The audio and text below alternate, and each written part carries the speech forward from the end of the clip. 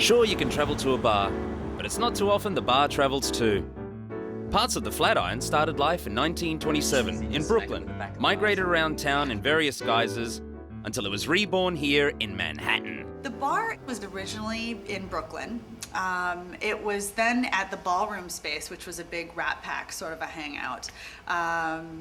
And it kind of traveled its way around the city. I think in the 80s it was at a comedy club, Robin Williams and all those guys were at.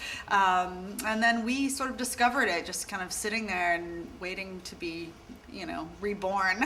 We also have a lot of other antiques in the place. We have a mirror from the Algonquin Hotel. We have a lot of blue cobalt tile, which was also made in the 20s. So yeah, we really kind of try to design the bar, the whole bar, off of the bar itself and that time period.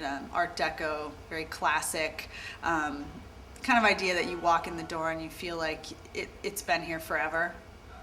A new old bar. You know? And is that what this hallway, or this, I guess you could call it, the hallway represents, almost like a passage through time? Yeah, the tunnel. It's sort of a tunnel into old New York, you know, and crossing. You kind of feel like you're entering into something when you walk through it. Yeah, so that was the idea. Okay. Now you do something pretty interesting here called flights. Could you explain that one? We do, every day we have a different flight of cocktails. It's basically 3 half-size cocktails with a common theme. So we'll do a flight back in time, which has 3 of our classic cocktails.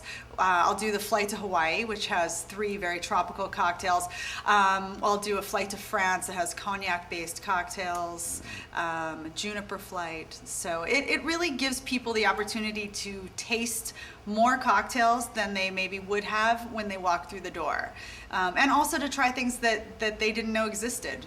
I actually wanted to know about your I guess the symbol of the Flatiron Lounge and what that represents. The lady. Yes. The lady of Flatiron. Well, there's 3 women who run this place. So that was kind of, you know, the idea. We were looking at a lot of different deco kind of looks, and we had a designer, a friend of ours, who came up with it, and I think that had something to do with it. Because it does have a real classic look about it, It too. does, you yeah. know? Now, you're going to make us something really, really interesting. It's an infusion. Right. It's actually a gin infusion.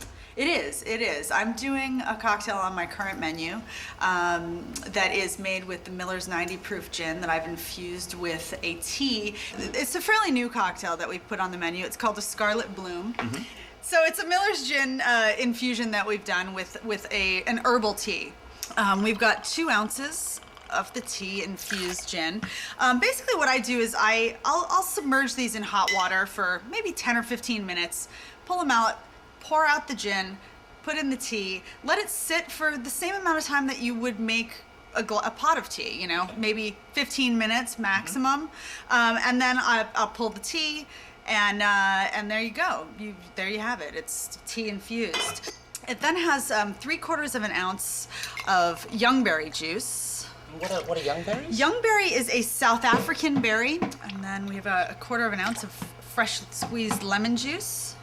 It's fresh is best. It's the only way. Fresh is the only way. And a bar spoon of simple syrup. We're gonna shake that up. Funny, I've been around the world and every bartender has a different shake. Yeah. No matter where you go, every single one. You gotta have your own style. There it is.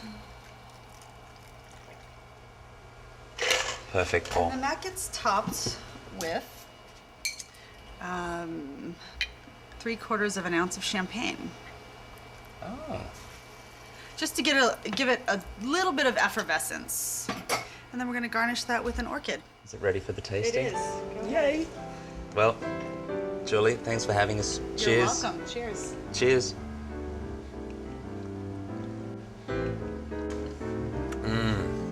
Oh, that's fantastic. Because the gin, you know, it's still there.